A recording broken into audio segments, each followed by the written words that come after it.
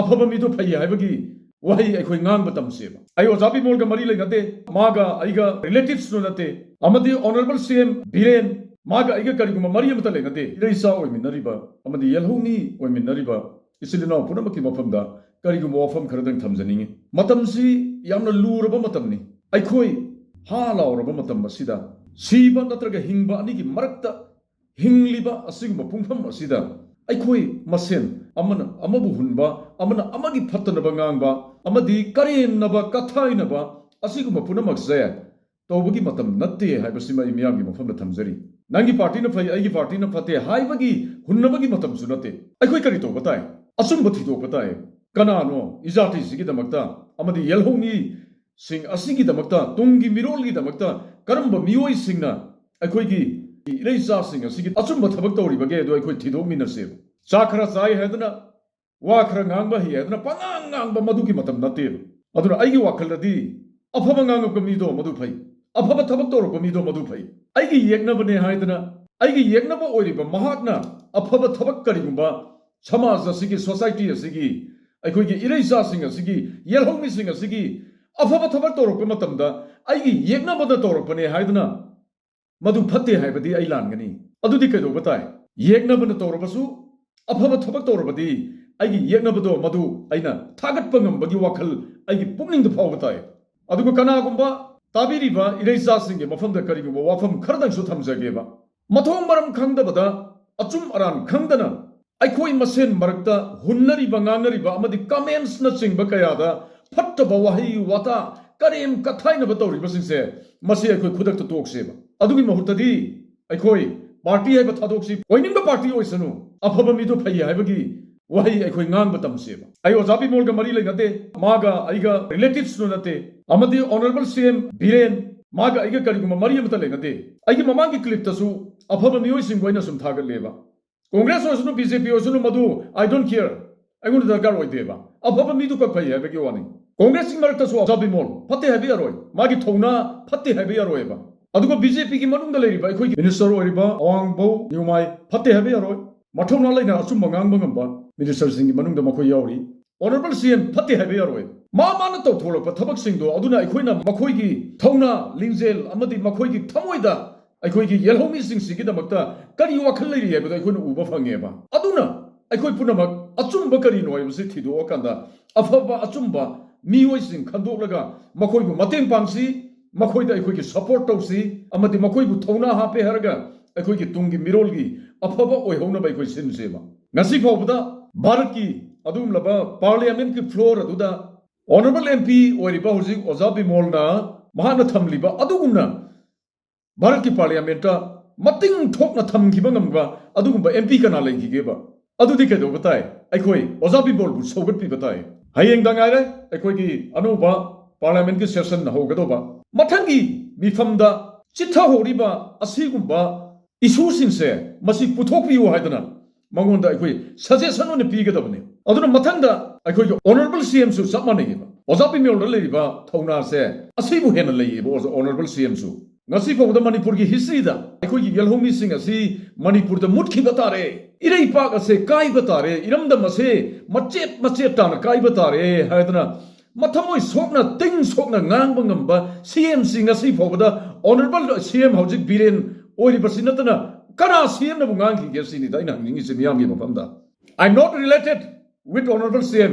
karigumba mata da mari legate aiga honorable cm oiriba hojik biren dagi aina karigumba isagi oijaba amata lawki basu leite karigi noina thagalidi magi afaba magi wakhalon magi pukchel dune ba ina thagalise ojabi mol soina thagalise dune ba magi afaba magi wakhalon magi thona du bune ba aikhoi afaba mi bu thagatpa hai se ke dorage tungda amana amabu hunba amana amabu hada nabu honabagi mahutta khoigi iramdam se yelhomi punamak se mutkhi danaba aikhoi afaba mi bu saugatlase haibasina ni miyam gi mafamda thamjari se ngasi phobda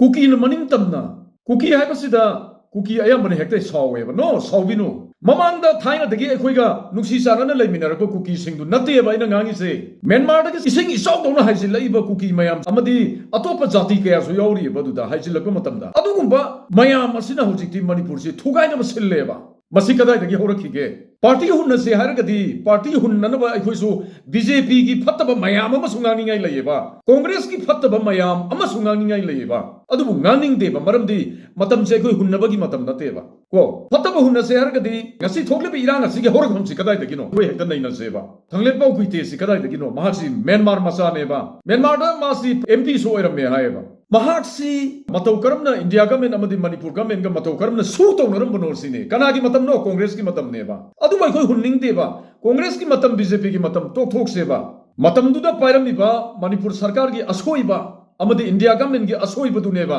अइना गांजरी से थंगले पाउ गुइते Hariba Myanmar मसा असिगा मतौ करमना मणिपुर की government अमदि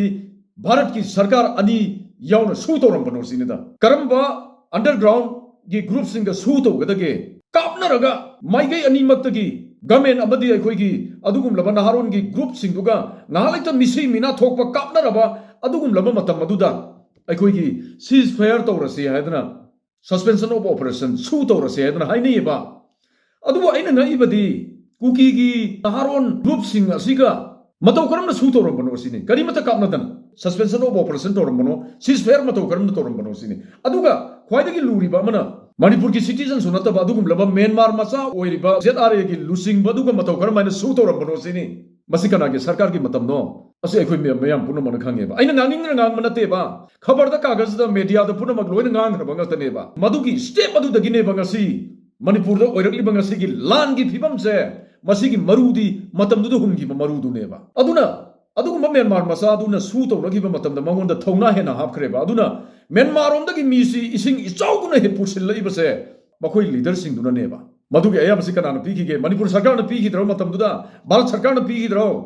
मदुनी मसी अखोइ हनगतना येंबा दरकार लइबा अदुमाइना इसिंग इचाउदोना हाइजिलइबा cookie सिंग असिना हौजिकि तौनिंगबता तौरेबा मणिपुर सिदा करी तौरे मणिपुर की सिंग लइरिबा उमंग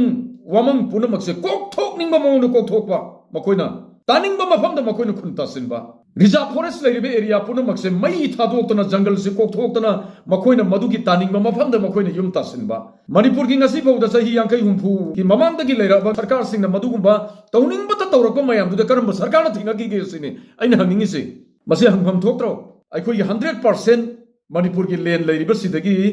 92% अमदी हिल एरिया नेबा ओनली तंपाक ओइना लइरिसि 8% खक्तनेबा 8% सिगी मनुंगदा तंपाकता लइरिबा रिजर्व फॉरेस्ट सिंग लइरिबा सिमा लौथोअसेबा लोकताक पाट की लइरिबा चौख्रबा लमसिमा लौथोअसेबा मणिपुर दा चामगी मनुंगदा मैतै सिंगना तारिबा लमसे ओनली 4% खक्तनेबा 4% सि मैतै खक्तगिरा नो अदुसु नतेबा जाति पुनमक ताबे यायबा जाति पुनमक लम लइबि यायबा तासो तामिनरियबा अदुदी कोइना इंडिया दा मर्ज तौद्रिंगा की ममांगदा मैतै निंथौगी मखादा पालंब नत्रो मणिपुर से करिगिनो मैतै नंगसी अदुकी मतिक तोंथना लैफम लैतना इसागी ओइरिबा लम चिंग मानदा चतन मैतै सिंगना ताबे यारोइदबगी मरम करिगिनो मसी क्वेश्चन ओइना हंगोइद्रो अदुना अखोइ मसीगुम मसिंगसि खंथबताई अदुगुम मयामसि थिंगिसि कनानो ऑनरेबल सीएम बीरेन सिनेबा मदु मयामदु यारोइना थिंगिसि अनोबला इबा कुकी नखोइना ननिंग तंबे यारोइ रिजर्व फॉरेस्ट पुनमक कोथोलगा नखोइना हेक्ता तानिंगबा मफमदा ताबे यारोइ नखोइना मैतै सिंगी लम तपना लैसिलगा मणिपुर से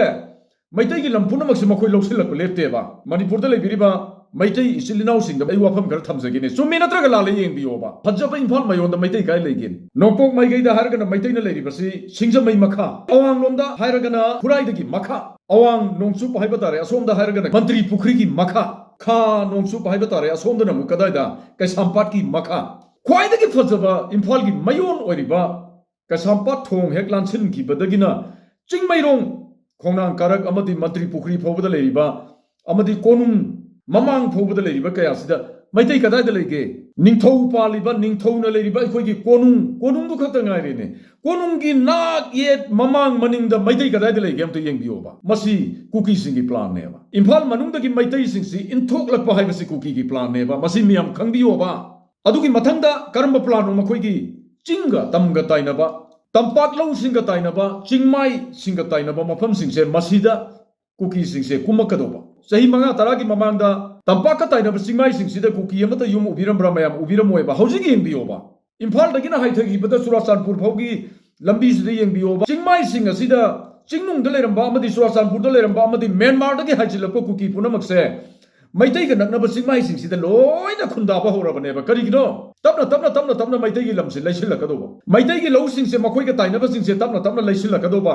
adu maitai sing se asum inthok la kado ba adu ka kado ba makhoi gi plan se imphal mayon da gi su tak thok lak pa chinga tam ga taina ba sida gi su intharak pa adu marak sida koi raga maitai punamak se hat ke hai bane ba masi kuki gi plan ne mayam khang bi ho ba masi gumba plan si yaroi hadra thing ba CMC Hausi ko riba CM biren sinatna kana CM na thingi ge awoi be hekta na se ba adudagi natro thoklai plan se nakhoi na tawning ba taw beroi maitai gi history muthat pasi kana no manipur da lei ba yel homi oriba naga gi puruta singi be isilinaw singdana maitai gi historical places se muthat pra muthate ningon masaw na lei ba khoi gi maitai pangal sing sina maitai gi history sing muthat na bo hona bra honate kana no honai kuki sing no honai karam haino honai maitai sing na tholamba lam kaya gi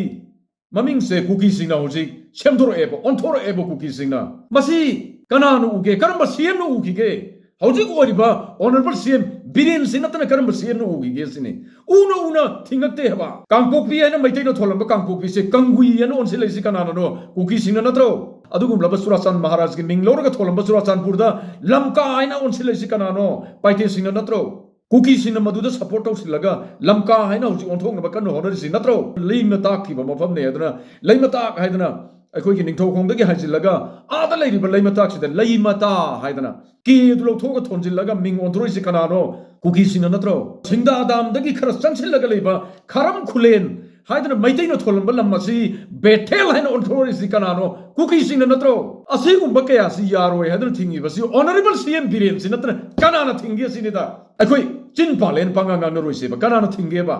rija forest sing to ning ba to ba rija forest sing ka thok laga cookie sing na taning ba lam ta selek ba matam da thingi si honorable CM biren na natra kana na thinge ba adu dagi natro cookie sing na lan ho roise cookie sing gi landi ngasi ho ba na te ba ngasi dagi na sahi manga natra ga tara gi matung da maitai sing se amukta da ahing amada tumna hat pade ba cookie sing na holam ba landi adubu honorable CM Birena matam sana makhoi gi asoi ba mayam se poppy plantation kana thinge poppy plantation to raga dungi generation puna muthan na ba honari si karam jati na muthat ke cookie jati na natro madu thingi ba si honorable CM Biren si natro ngasi nong khitang chu ba matam da imphal sahar thummi ba mi lising kaya lai pham lai tadna chen thok tana awa ba tari ba si kadai de gi no cookie sina umang puna mak si yan thalak ba de gi thoki ba natro tari ba no adu khudak ta chupchen birana ba upala ma da leitana Senthara kibadagi adugum bakaya duno natro ngasigi Imphal city da nong kitang chu baga awa ba puna magtar singasi karamba jati na thokan mano cookie sing na natro adu da I biam da hangsagi bangasi NRC to na ba puthona ba honori ba honorable CM Biren phatte haigadra border dagi free movement to ri ba mayam si yaroi free movement chana roi han law thoi ba honorable akhoi gi CM Biren si phatte haigadra Angat pa phang na ising isawgum na haisilaga Manipur da landa abangam liba Manipur gi yelhomi kaya tumdana na haliba Manipur thugai na bo honari ba adugum laba border kaya si fencing to na bo honadra fencing to ba hore asingum ba fencing to ba hori ba honorable CM Biren si phatte haigadra Manipur ki jungle puna ma kokthok na lupa crore da talaga madudagi phangak pa paisa duna nongmai khulai laisilaga maitai sing haliba amadi aiko yelhomi punamak naga punamak han anabo honari ba masi thingi ba jungle kokpa yaroi reserve forest sokpa yaroi na thingi ba honorable CM Biren si phatte haigadra kari gi no sinida aiko masen party ama bu hunba party to tho se ba tungi mirul kal ho se habani kana gumba mathong maram khamdana ne aina ngamba matam sida katu karan kana gumba na ne comments pibira kanoba ko adugumba comments pirakpa mi singdo asumba khangdaba mi ne ba aiko asumba khangdok se ba Party Tribino, Apapa Kartosi. Let us do something for our nation. Matangi Mirona, Pai Hayogaba, Adugum Laba Tabakara, Equito Minaseba. Thank you.